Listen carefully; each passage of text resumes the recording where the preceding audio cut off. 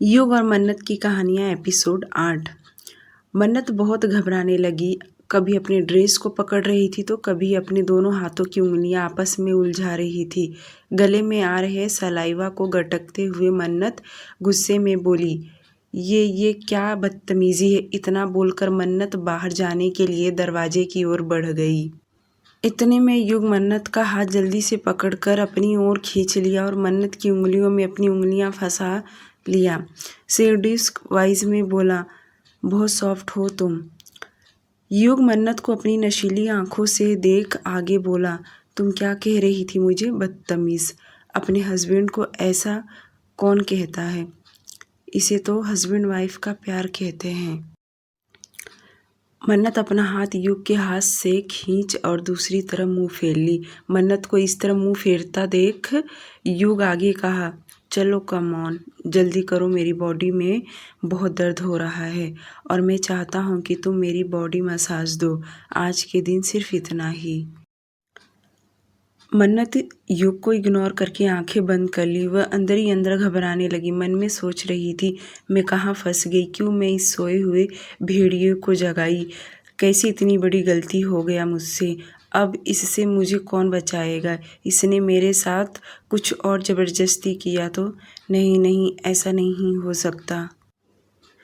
मन्नत को इतना घबराता देख युग बोला, क्या हुआ वाइफ, तुम इतनी घबरा क्यों रही हो? मेरे पास हस्बैंड होने का लाइसेंस है, कहो तो बताऊं। युग मन्नत का हाथ पकड़ अपने चेस्ट पर रख दिया।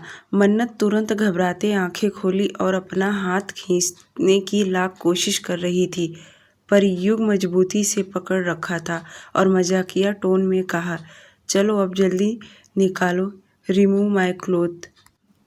युग की डबल मीनिंग बातें मन्नत अच्छे से समझ रही थी। मन्नत आंखें खोल भड़कते हुए बोली, मैं नहीं करूँगी, तुम जो चाहते हो वह हरगिज़ नहीं करूँगी, मेरा हाथ छोड़ो।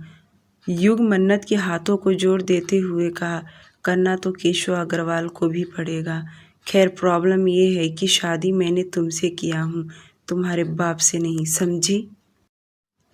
अब बिना देरी किए जल्दी करो, नहीं तो मैं स्टार्ट करूँगा तो तुम बहुत पछताओगी।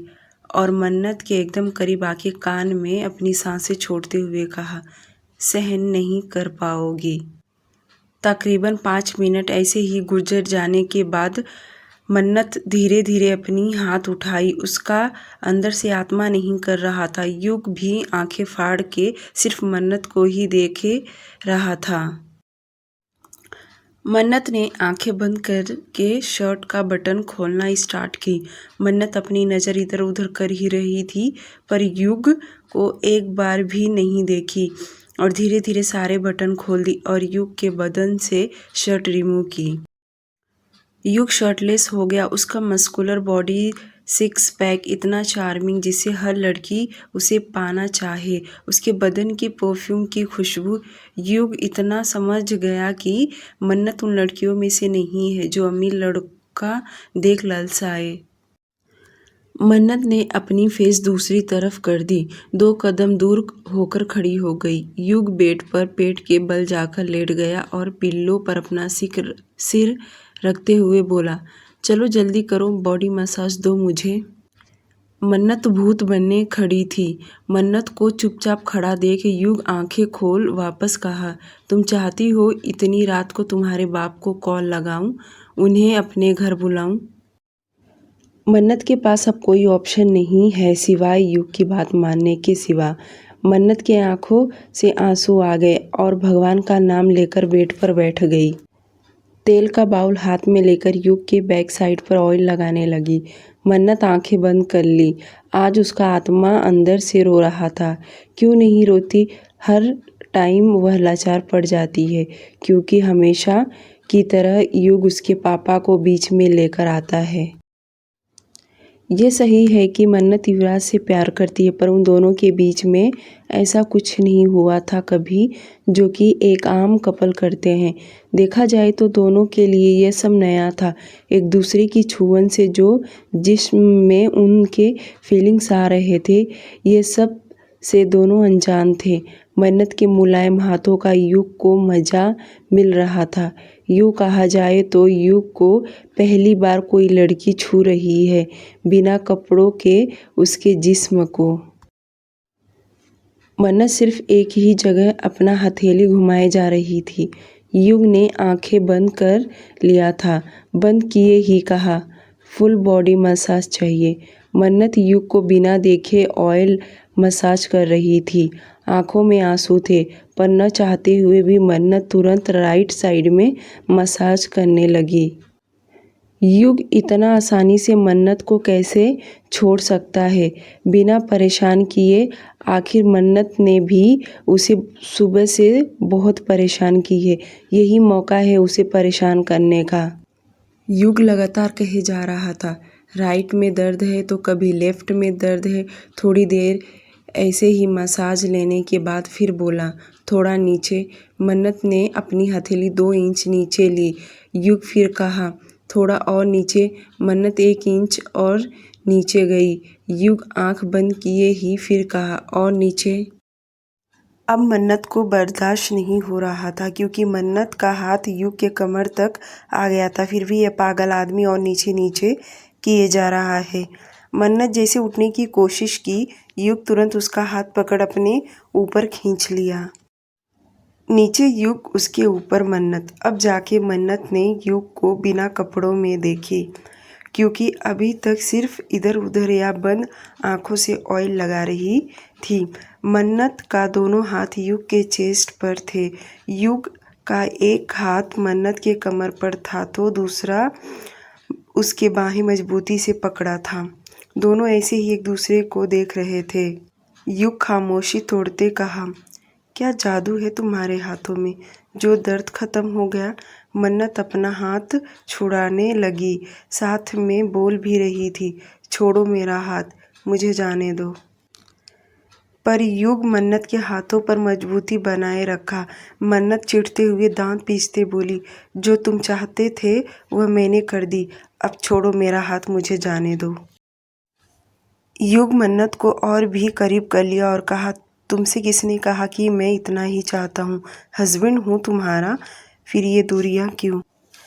युग बोल भी रहा था कि मन्नत पूरी ताकत लगा जोर से धक्का देकर बेड से उठकर जाने को हुई, लेकिन युग खड़ा हुआ और मन्नत को पकड़ लिया। कहाँ जा रही हो, मैंने थोड़ी ना कहा तुम्हें जाने के लिए। मन्नत भड़कती हुई बोली, मिस्टर युग बजाज, बहुत हुआ बदतमीजी, छोड़ो मुझे जाने दो, वरना क्या, बोलो। युग लगातार मन्नत को परेशान किए जा रहा था। वरना मैं तुम्हारे हाथ पर काट लूँगी, समझे तुम। युग मुस्कुराया, फिर मन्नत को बाहों में जकड़ कर कहा, लगता है तुम्हें बंद कमरे में मेरी वाइफ नहीं बनना, पर पूरे दुनिया के सामने द बिजनेस टाइकून युग बजाज की वाइफ बनने में बहुत शौक है। तो अब मैं भी चाहता हूँ कि सबके सामने हस्बैंड वाइफ होने का। इतना बोल युग रूम से बाहर निकल गया। उसके जाने के बाद मन्नत लंबी गहरी सांस ली, खुद से बड़बड़ाते हुए बोली, अब बहुत ज़्यादा कर रहे हो मिस्टर युग बजाज, और अपने हाथों को देख दीवार पर पटकने लगी, जैसे उसके हाथों में किसी का खून लग गया हो। वह तुरंत वॉशरूम में चली गई। आईने में खुद को देख रोने लगी। हैंड वॉश लेकर अपने हाथों को आपस में रगड़ने लगी। लगातार रोए जा रही थी, जैसे उसके हाथ कीटाणु से भरा हो और नहीं निकल रहा। सुबह का समय 7 बजे। मन्नत का फ़ोन लगातार रिंग करने की वजह से मन्नत की आंखें धीरे धीरे खुली। मन्नत ने बिना नाम देखे ही कॉल रिसीव की। दूसरी तरफ से नैना हड़बड़ाते हुए बोली, मन्नत, वह युवराज का नाम सुनते ही मन्नत की आंखें पूरी तरह खुल गई और वह उठकर बैठी और घबराते हुए बोली, हाँ युवराज को क्या हुआ, इस वक्त तू कहाँ है।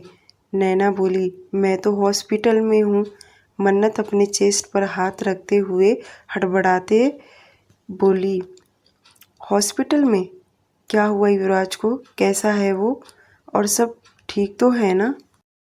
मन्नत ने नैना को बोलने का एक भी मौका नहीं दे रही थी। लगातार क्वेश्चन पर क्वेश्चन पूछे जा रही थी, जिससे नैना चिढ़ते कही, पहले तू मेरी पूरी बात सुनेगी।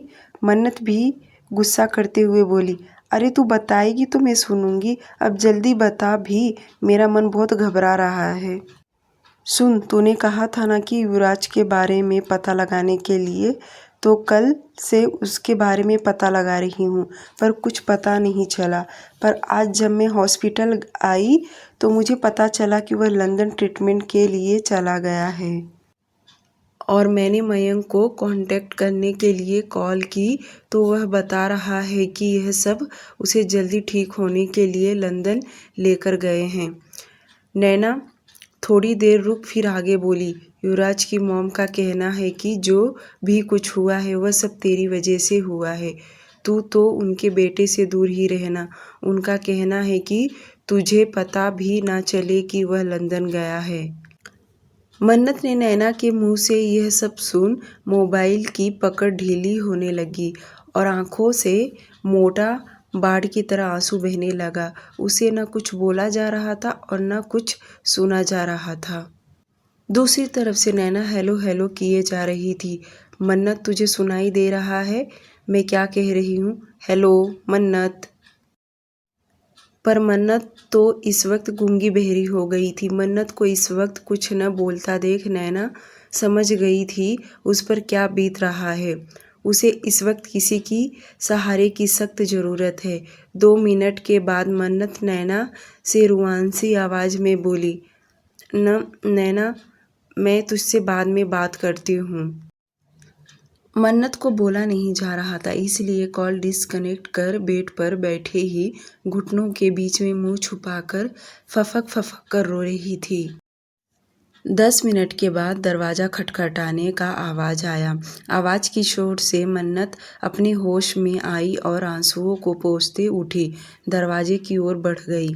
दरवाज़ा खोली तो एक सर्वेंट नज़रें झुकाए खड़ी थी। शांत आवाज़ में बोली, मैम, आपको सन ने नीचे बुलाया है, जल्दी रेडी होकर नीचे आ जाइए। मन्नत ने हम में गर्दन हिला दी। मन्नत के हाँ कहने पर सर्वेंट वहाँ से चली गई। मन्नत वापस बेड पर आकर बैठ कर सोचने लगी, आखिर क्यों युवराज थोड़ा इंतज़ार नहीं कर सकता कि वह लंदन चला गया बिना मुझे बताए, खबर किए? क्या उसे मुझ पर भरोसा नहीं था? मन्नत खुद से बड़बड़ा रही थी, फिर अपनी आंसू पोंछ बोली, नहीं, उसकी कोई गलती नहीं है, सब मेरी नसीब की है।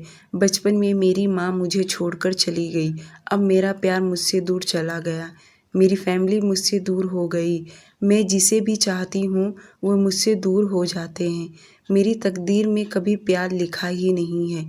मन्नत अपने आंसू साफ कर वॉशरूम में चली गई। दूसरी तरफ बजाज मेंशन एक दिन पहले ही जोरों शोरों में तैयारी चालू कर दिया था। दादी शेरा को कंटिन्यू चिल्लाए जा रही थी कि आज मुंह दिखाई का रस्म है और अभी भी तैयारियों में कमी नज़र आ रहा है। मीरा जी दादी के पास आकर बोली, माँ, आप ज़्यादा ना चिल्लाएं, आपकी तबीयत खराब हो जाएगा। मैं हूँ ना, मैं सब संभाल लूँगी। दादी बोली, अरे मुझे पता है तुम सब संभाल लोगी, पर बात मेरे पोते की है। आज इस बुढ़िया का तबीयत खराब नहीं होगा। मीरा जी दादी की बातें सुन मुस्कुरा दी। उन्हें भी पता था आज दादी किसी का नहीं सुनेगी। आज घर को पूरे ताज़े फूलों से सजाया जा रहा था। इसमें कलर मीरा जी ने चूज़ की थी, वाइट और पिंक कलर, और मन्नत के लिए अनेक प्रकार के कपड़े और ज्वेलरी सब निकाल कर युग के कमरे में बेड पर रख दिए थे, ताकि जब मन्नत आए तो उसे देरी ना हो तैयार होने में। दूसरी तरफ मन्नत वॉशरूम में से निकली वे मायूस, कमज़ोर, बेबस नज़र आ रही थी। जब से उसने सुना था कि युवराज लंदन चला गया है और उससे एक बार मिल नहीं पाई, उसे अंदर ही अंदर बहुत बुरा फील हो रहा था। मन्नत ने एक सिंपल ड्रेस वार्डरोब से निकाल कर पहनी। उसे तैयार होने में ज़रा भी दिलचस्पी नहीं था। सीढ़ियों से उतरकर नीचे लिविंग एरिया में आ गई, पर उसे युग कहीं दिखाई नहीं दे रहा था। चारों तरफ उसने नज़र घुमाकर देखी, पर युग कहीं भी दिखाई नहीं दे रहा था। शेरा तो एक दिन पहले ही बजाज मेंशन में था। मन्नत चुपचाप सोफे पर बैठ गई। ऐसे ही 10 मिनट बीत गया पर युग अभी तक आया नहीं। मन्नत उठी और अपने कमरे के तरफ जाने लगी कि सीढ़ियों से उतरता युग नीचे आ रहा था और मन्नत को तैयार ना देख युग ने जब देखा कि मन्नत सिंपल ड्रेस पहनी वह तैयार नहीं हुई अभी तक, युग एरोगेंट वॉइस में कहा, ये तुमने अपनी हुलिया क्या बना कर रखी हो? जाओ जल्दी तैयार होकर आओ नीचे, टाइम नहीं है, हमें जल्दी पहुंचना है। मन्नत सीढ़ियाँ चढ़ते हुए बोली, मुझे नहीं तैयार होना और मुझे तुम्हारे साथ कहीं नहीं आना, समझे? युग बिना पीछे मुड़े ही कहा, मुझे ना सुनने की आदत नहीं। मैं पहले भी तुम्हें कह चुका हूँ और आज लास्ट टाइम कह रहा हूँ। और हाँ, आज मैं अपना दिन खराब नहीं करना चाहता, वो भी तुम्हारी वजह से। तुम मुझे कोई भी एक्सक्यूज़ नहीं सुनाना। युग की आवाज़ में ही धमकी भरी हुई थी, जो मन्नत अच्छे से समझ रही थी। युग बाहर जाते जाते कहा, 10 मिनट में तुम मुझे रेडी होकर नीचे दिखाई देनी चाहिए, तुम्हारी सेहत के लिए ठीक होगा। आज गलती से भी कोई गलती नहीं करना, समझी? मन्नत युग की धमकियाँ अच्छी तरह से समझ गई। ना चाहते हुए भी ऊपर अपने कमरे में गई। अगर उसने आज उसे छेड़ी तो न जाने कौन सा भूकंप ला देगा। उसे किसी और का नहीं, ना सही अपनी फैमिली के लिए तो ये करना ही पड़ेगा। और ऊपर कमरे में आकर एक अच्छी सी साड़ी निकालकर बेमन से रेडी हो गई। टाइम से पहले ही मन्नत तैयार होकर नीचे आ गई। जब युग ने मन्नत को आता देखा तो कार का दरवाज़ा खोल दिया, मन्नत को बैठने के लिए इशारा किया। जब दोनों गाड़ी में बैठ गए तो साथ में 2 गाड़ियां गार्ड्स के, एक आगे और एक पीछे, तेज रफ्तार से विला से बाहर निकल गई। कुछ ही मिनटों में वह बजाज मेंशन में पहुंच गए। मन्नत ने विंडो से जब देखी कि काफ़ी बड़ा मेंशन है, गार्ड ने गेट खोला, गाड़ियां तीनों अंदर चली गई। गेट से लगाकर पूरे मेंशन को ताज़े फूलों से सजाया गया है। दोनों गाड़ी से उतरकर अंदर जाने लगे। उतने में दादी ने जोर से चिल्लाकर कही, उधर ही रुको तुम दोनों। युग सवालिया नज़रों से देखने लगा। आखिर दादी तो चाहती थी कि हम दोनों यहीं रहें, तो फिर क्यों रोक रही हैं? यही हाल मन्नत का भी था। वह भी सोचने लगी, क्या उससे कोई गलती हो गया? मन्नत इतना ही सोच पाई थी कि दादी ने कहा, अरे बहू को पहली बार घर में लेकर आया है तो पूरे रीति रिवाज से उसका घर प्रवेश करना पड़ेगा ना। मीरा जी भी आगे आकर बोली, दादी सही कह रही हैं बेटा, बहू का आज पहली बार घर प्रवेश है, तो तुम दोनों यहीं रुको, मैं कलश लेकर आती हूँ। मन्नत का घर प्रवेश पूरे रीति रिवाजों से हो गया। मीरा जी ने उनके घर की ओल्ड सर्वेंट रोमा को कहा कि मन्नत को युग के कमरे में लेकर जाए। यह वर्ड जैसे दोनों ने सुना, दोनों एक दूसरे को देखने लगे, क्योंकि जब से इन दोनों की शादी हुआ है, ये शादी किस हालत में हुआ है सिर्फ इन्हें ही पता है। विला में रहने की वजह से दोनों के कमरे अलग अलग थे, पर इस मेंशन में वे दोनों अलग नहीं रह सकते। युग को अब थोड़ी परेशानी होने लगा। यह तो युग ने पहले सोचा ही नहीं था कि उन दोनों को एक ही कमरे में रहना पड़ेगा। युग को अब खुद के ऊपर ही गुस्सा आने लगा कि आज तक उसने अपनी कोई भी चीज़ किसी के साथ शेयर नहीं किया और ना आगे करेगा। ये तो उसके दुश्मन है, उसके साथ अपना रूम कैसे शेयर कर सकता है? वह अपनी चीज़ों को कभी किसी को हाथ तक नहीं लगाने देता। अब कर भी क्या सकता? अपने ख्यालों को झटकते सोफे पे जाकर बैठ गया। युग को कुछ न बोलता देख मन्नत रोमा को देखने लगी, क्योंकि जो युग सोच रहा था वही मन्नत के भी दिमाग में चल रहा था। वे सबके साथ रह सकती है, पर यह घमंडी रायजादा के साथ बिल्कुल भी नहीं।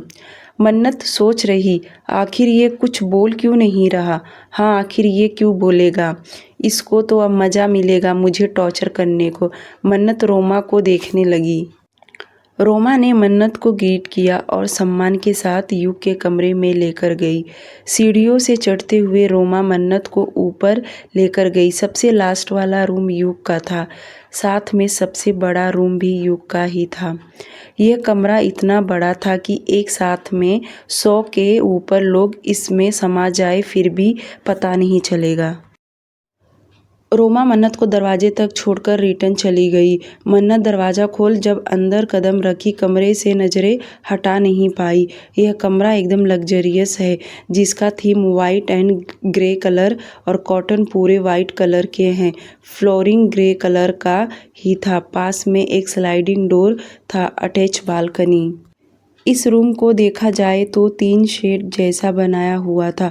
फर्स्ट वाले में, जिसमें युग का एक पंचिंग बॉक्स और बहुत बड़ी एलईडी टीवी जो एक थिएटर जैसा लुक दे रहा था, उसके साथ में अटैच युग को खुद को रेस्ट करने के लिए बनाया था।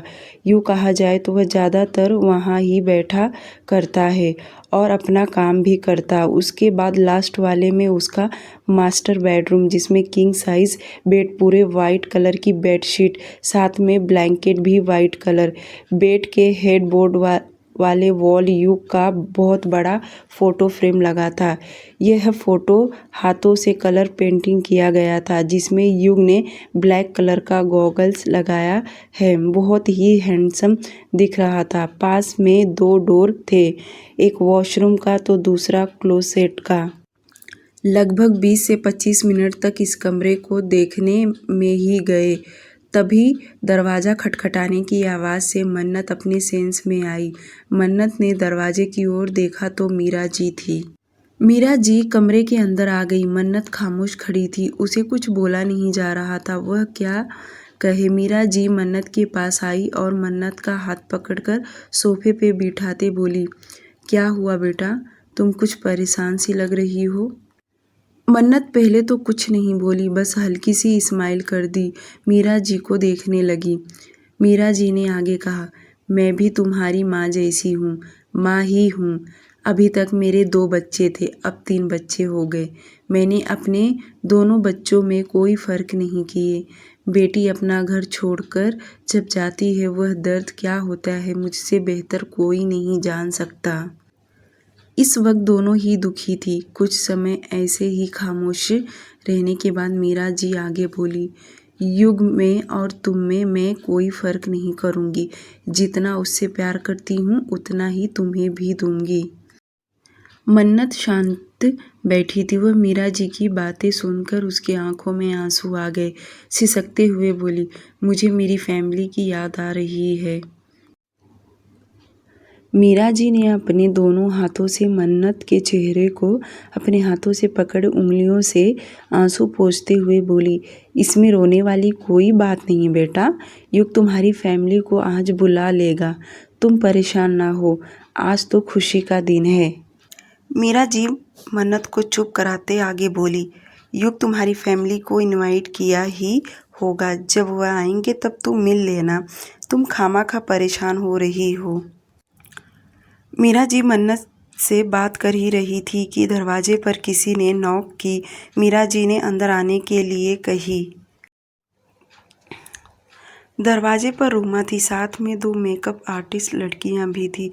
रोमा ने कहा, मैम, छोटी मैम को रेडी करने आई हैं। मीरा जी खड़ी हो मुस्कुराते बोली, मेरी बहू को एकदम अच्छे से तैयार करना कि जब सब देखे तो देखते रह जाएं। मेरे बेटे ने चांद का टुकड़ा लाया है। जाते जाते मीरा जी ने ब्राइडल लहंगा, खानदानी ज्वेलरी सब मन्नत को दिखाते हुए कहा, बेटा ये सब तुम्हारे लिए है। आज का जो दिन है, हर माँ अपने बच्चों के लिए सपने देखती है। आज मेरा भी सपना पूरा हो गया। आज मैं बहुत खुश हूँ। मेरा बेटा मेरा सपना पूरा कर दिया। मुझे नहीं पता मेरा बेटा युग कैसे रेडी हो गया शादी के लिए। मैं तो बोल बोल के बूढ़ी हो रही हूँ। मेरा क्या अपनी दादी का भी नहीं सुनता था। पर जो भी हो, मैं बहुत खुश हूँ। मन्नत अच्छे से देख सकती थी कि मीरा जी की खुशी। मन्नत के दिमाग में यही चल रहा था कि वे सब बता दे कि युग क्यों उससे शादी किया है, सिर्फ और सिर्फ मुझसे बदला लेने के लिए। उसने मेरा प्यार मुझसे दूर कर दिया, मेरी फैमिली सब उसने छीन लिया। एक नंबर का बेरहम बुज़दिल है। मन्नत को इस तरह खोया देख मीरा जी ने कहा, तुम जल्दी तैयार होकर नीचे आ जाओ बेटा। मीरा जी इतना बोलकर नीचे चली गई। दोनों मेकअप आर्टिस्ट मन्नत को रेडी करना स्टार्ट कर दी। वहीं युग अपने स्टडी रूम में बैठा सोच रहा था, न चाहते हुए भी उसे अब मन्नत को अपने रूम में रखना पड़ेगा। युग अपना सेल फोन निकाल शेरा को कॉल किया और कोल्ड वॉइस में कहा, आज रात की पार्टी अरेंज करवा दो। इस पार्टी में सभी लोग मौजूद होने चाहिए। इतना बोलकर युग कॉल डिस्कनेक्ट किया, टेबल से कपड़े उठाकर वॉशरूम में चला गया।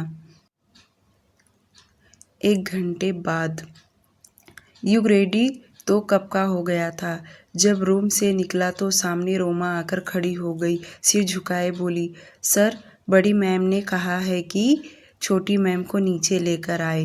रोमा इतना बोलकर वहां से चली गई। युग को अब अंदर से गुस्सा आ रहा था, जिसकी औकात नौकर के बराबर है, अब मैं उसे लेने जाऊं। पर घर में मेहमान मौजूद थे कि युग को कोई तमाशा नहीं दिखाना चाहता, आखिर उसकी घर की इज्जत का सवाल है। युग बेमन से अपने कमरे की ओर बढ़ गया।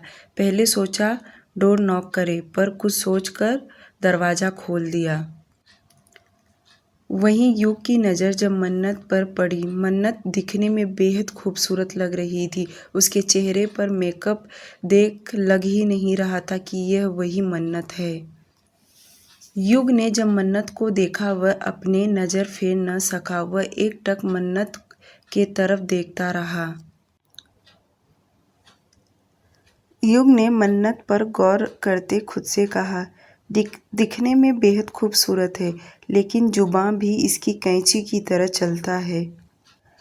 युग मन्नत के बारे में कह रहा था, उतने में मन्नत युग के पास आई और कहने लगी, क्या मेरी फैमिली भी आ रही है? मन्नत की बात सुन युग अपने सेंस में आया और इधर उधर देखते हुए कहा, अपनी गलतफहमी में जीना ना छोड़ दो, समझी? तुम्हारे लिए ठीक होगा।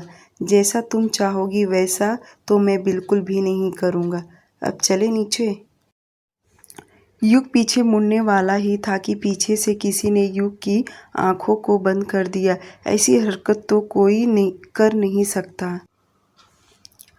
युग चिढ़ते हुए कहा, किसकी इतनी हिम्मत हो गई मुझे छेड़ने के लिए? युग अपने हाथ से उसका हाथ पकड़ा तो यह हाथ किसी लड़की का था। अपनी आंखों के ऊपर से हटाया तो देखा कोई और नहीं, उसकी बहन काव्या थी। काव्या नाराजगी जताते हुए बोली, क्या भाई, आपने मुझे नहीं पहचाना? आप अपनी बहन को कैसे भूल सकते हो?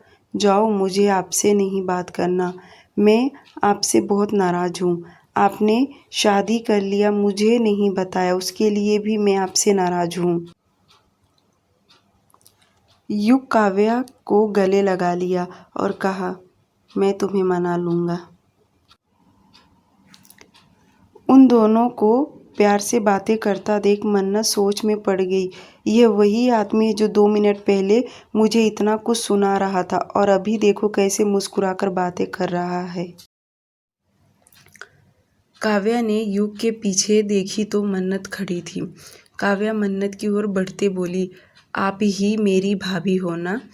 वाह भाई, मानना पड़ेगा आपकी चॉइस को। चांद का टुकड़ा नहीं, पूरा चांद ही ला लिया है आपने तो। काव्या मन्नत के गले लग गई। मन्नत भी उसे रिप्लाई में मुस्कुरा दी। मन्नत थोड़ी कंफ्यूज के साथ काव्या को देखी, आखिर ये युग से छोटी है या बड़ी, मन में यही सोच रही थी। काव्या मन्नत से दूर होते बोली, क्या हुआ भाभी, क्या मैं आपको अच्छी नहीं लगी? मन्नत थोड़ी कंफ्यूज से देख रही थी और मुंह खोली थी कुछ बोलने के लिए कि काव्या ने मुस्कुराते बोली, भाभी आप ये सोच रही होंगी ना कि मैं आपको भाभी क्यों बोल रही हूँ और मेरी शादी हो गई है। तो मैं आपका डाउट क्लियर कर देती हूँ कि मैं युग भाई से छोटी हूँ, पर वह क्या है ना, युग भाई को शादी नहीं करना था, इसलिए माँ ने मेरी शादी पहले करा दी। तो मैं आपसे छोटी हूँ, आप मुझे मेरे नाम से बुला सकती हैं, ओके। मन्नत ने पलकें झपका दी और काव्या ने आगे कहा कि माँ ने मुझे आपको लाने के लिए कहा है, तो आप मेरे साथ चलिए। युग अपनी बहन का बकबक ना सुन पहले ही नीचे आ गया। काव्या और मन्नत दोनों सीढ़ियों से उतरते हुए नीचे आई। सबकी नज़र उन दोनों पर ही था। काव्या ने मन्नत को स्टेज के पास लेकर आई जहाँ पहले से फूलों से सजाया हुआ था। मन्नत का फेस दुपट्टे से ओढ़ा दिया था। राहुल मेहरा, काव्या का हस्बैंड, वो भी आगे आकर बधाई दिया। दादी ने मन्नत को काला टीका लगाई, उसकी बहू को इस भीड़ में किसी की नज़र ना लगे। वहीं मोनिका मेहरा भी आई हुई थी, अपने जल रही आंखों से मन्नत को ताड़ रही थी। जो भी हो, पर आज मन्नत से जेलस हो रही थी क्योंकि मन्नत आज कह ढा रही थी। पर मोनिका का दिल तो कह रहा था और उसे यह भी पता था कि युग ने सिर्फ मन्नत को पनिशमेंट देने के लिए ही यह शादी किया है।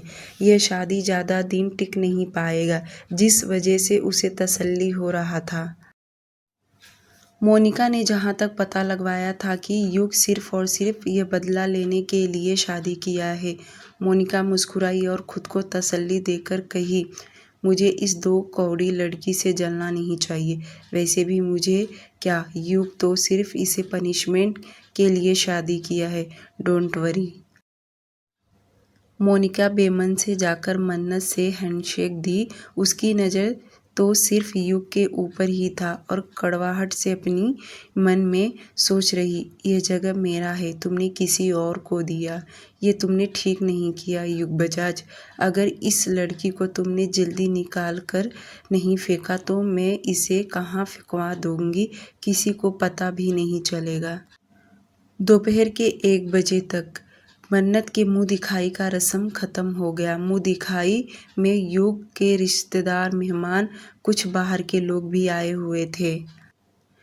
मुंह दिखाई की रस्म में युग को ज़्यादा न डिमांड देकर सभी लोग मन्नत की तरफ आकर्षित हो रहे थे, जिसे देख युग ने मन्नत को धीरे से कहा, क्या इमेज है तुम्हारा, जिसको देखो उसको तुम्हारा ही पड़ा है।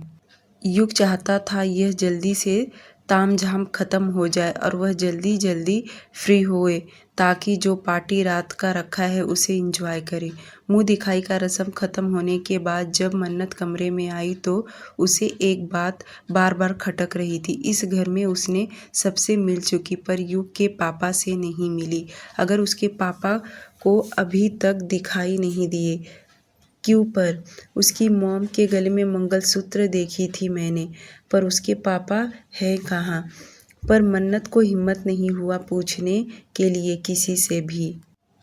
जब दादी और मीरा जी को पता चला कि आज ही युग ने पार्टी रख दिया है, दोनों नाराज होने लगी। एक दिन के बाद रखता तो क्या जाता, पर उन्हें पता था उनका बेटा किसी का नहीं सुनेगा। आखिरकार वे दोनों भी मान गई, क्योंकि उनके बेटे की खुशी में ही उनकी खुशी है। शाम 6 बजे मुंबई के द ओबेरॉय होटल। इस 5 स्टार होटल में युग ने पार्टी रखा था। यहाँ पर बड़े से बड़े बिजनेसमैन, रिश्तेदार और मेहमान सभी मौजूद थे और साथ में पूरी न्यूज़ एजेंसी को भी इनवाइट किया हुआ था। इस पार्टी का theme red and black colour था। सभी लोग रेडी होकर डायरेक्ट होटल में ही मौजूद हो गए थे। युग होटल के टॉप फ्लोर पर वीआईपी रूम में रेडी हो रहा था। उसके दूसरे वाले रूम में मन्नत भी रेडी हो रही थी, क्योंकि युग ने अपना कमरा टॉप फ्लोर पर बुक करवाया था ताकि उसे कोई डिस्टर्ब ना करे। वहीं दूसरे फ्लोर पर दादी और मीरा जी भी रेडी हो रही थी। पास के रूम में काव्या और राहुल दोनों मौजूद थे। रात 8 बजे सभी लोग पार्टी हॉल में मौजूद हो गए। युग और मन्नत की एंट्री के लिए बेसब्री से इंतजार कर रहे थे। कुछ 5 से 10 मिनट के बाद सीढ़ियों से उतरते हुए दोनों आ रहे थे। सभी और अंधेरा कर दिया गया था, सिर्फ लाइट की रोशनी युग और मन्नत पर ही था। युग इटालियन सूट पहना था, जिसका शर्ट रेड कलर और कोट ब्लैक कलर का था। ब्रांडेड वॉच, बालों को जेल से सेट किया हुआ, बहुत ही ज़्यादा हैंडसम दिख रहा था। साथ में मन्नत रेड कलर की साड़ी पहनी हुई थी। यह मनीष मल्होत्रा की गई डिजाइन थी। दोनों ही आज कह ढा रहे थे। साथ में तनिष्क ज्वेलरी का रियल डायमंड ज्वेलरी सेट पहनी हुई थी। पूरे महफिल में दोनों ही चार चांद लगा रहे थे। सबकी नज़र दोनों पर से हट ही नहीं रही थी। युग को देख लड़कियां आह भर रही थी तो कुछ उदास हो गई। पार्टी में मौजूद कुछ लड़कों का भी यही हाल था। मन्नत को देख आखिर ये ब्यूटीफुल गर्ल थी कहाँ अब तक। युग मन्नत को अपने हाथ में हाथ पकड़े सीढ़ियों से उतरते नीचे लेकर आया। युग मन्नत का हाथ मजबूती से पकड़ लाउड स्पीकर में कहा, attention, presenting you beautiful lady Mrs मन्नत युग बजाज। युग इतना बोल मन्नत की तरफ देख मुस्कुराने लगा। मौजूद सभी गेस्ट युग के मुंह से यह सुन एक साथ पूरे हॉल में तालियों की गूंज सुनाई देने लगा। मन्नत यह सब देख थोड़ा अनकंफर्टेबल हो रही थी, क्योंकि वह आज तक कभी भी ऐसी पार्टियों में नहीं गई थी, जिस वजह से उसे अंदर ही अंदर घबराहट होने लगा। मन्नत को ऐसा लग रहा था कि अभी वह पार्टी से निकलकर कहीं दूर जाके छुप जाए, जहां उसे कोई ना देख सके। युग मन्नत का हाथ पकड़ अपने विदेशी गेस्ट से मिलवाने लेकर आगे बढ़ गया। पार्टी में मौजूद एक से बढ़कर एक बिजनेस पार्टनर आए हुए थे। देश विदेश के लोग सभी से मन्नत का इंट्रोड्यूस करवाने लगा और हैंडशेक देने लगा। मन्नत को यह सब चीज़ों की कभी आदत नहीं थी, जिस वजह से उसे बहुत ही शर्मिंदगी हो रही थी और अंदर घबराहट, जिस वजह से उसके हाथ पैर ठंडे पड़ रहे थे। सबसे इंट्रोड्यूस करवाने के बाद युग बीचों बीच पार्टी में मन्नत के साथ खड़ा हो गया। उन दोनों को इस तरह देख मीरा जी और दादी बहुत खुश थी। दादी को खड़े होने में प्रॉब्लम हो रहा था, जिस वजह से दादी ने मीरा जी को बोली कि वह ज़्यादा देर खड़ी नहीं रह सकती, मुझे आराम करना है। मीरा जी उन्हें लेकर कमरे में चली गई। मीरा जी और दादी दोनों पार्टी में से निकलकर रूम में चली गई और सभी गेस्ट आपस में बातें करने लगे। कुछ लोग आकर बधाइयाँ दे रहे थे तो कुछ लोग क्वेश्चन भी कर रहे थे। मौजूद सभी मीडिया वाले भी तस्वीरें निकाल लाइव टेलीकास्ट कर रहे थे। युग तेज आवाज में कहा, अटेंशन, की सभी लोग युग की तरफ देखने लगे। युग मुस्कुराया और कहा, क्या आप सब जानते हैं ये पार्टी मैंने किस लिए रखा है? सभी लोग क्यूरियस हो गए थे जानने के लिए। उन दोनों के तरफ ही मीडिया का कैमरा था। युग मन्नत की तरफ देख आगे कहा, आप सबको पता है कि हमारी शादी हो गई है, जिस वजह से मैंने ये पार्टी रखा है। क्या आप सबको पता ये शादी होने के पीछे का राज? तो आइए मैं आज आपको बता ही देता हूँ। सभी लोग जानने के लिए क्यूरियस हो गए थे। आखिर उन्हें भी जानना था कि इतना बड़ा मशहूर बिजनेसमैन एक ही दिन में छुप छुपा के कैसे शादी कर लिया और अचानक ही सबको बता दिया। युग के मुंह से यह सुन मन्नत उसकी तरफ देखने लगी। आखिर यह कहना और करना क्या चाहता है? क्या इसके दिमाग में कुछ और चल रहा है? क्या यह मुझे और बदनाम करने के लिए कोई साजिश कर रहा है? मन्नत यही सब दिमाग में चल रहा था। युग के होठों की स्माइल देख मन्नत अंदर डर रही थी कि जब भी यह ऐसा मुस्कुराता है तब कोई न कोई बड़ा सा कांड करेगा। मन्नत अब उसे अच्छी तरह से समझने लग गई थी, उसकी हर एक रिएक्शन के पीछे का राज। युग कंटिन्यू अपनी बातें करते हुए कहा, यह मैडम ने मुझे थप्पड़ मारी थी। बाद में जब इन्हें रियलाइज़ हुआ कि इन्होंने बहुत बड़ी गलती कर दिया है, यह बहुत रोने लगी, गिड़गिड़ाने लगी। मुझे शादी के लिए बहुत फोर्स कर रही थी, बल्कि परेशान करने लगी थी, जिस वजह से मैंने इनसे शादी कर लिया। इतना बोल युग मुस्कुरा रहा था। पर वहीं मन्नत यह सब सुन पैरों तले ज़मीन खिसकने लगा और यह लाइव टेलीकास्ट हो रहा था, जिस वजह से मन्नत की बदनामी भी हो रही थी।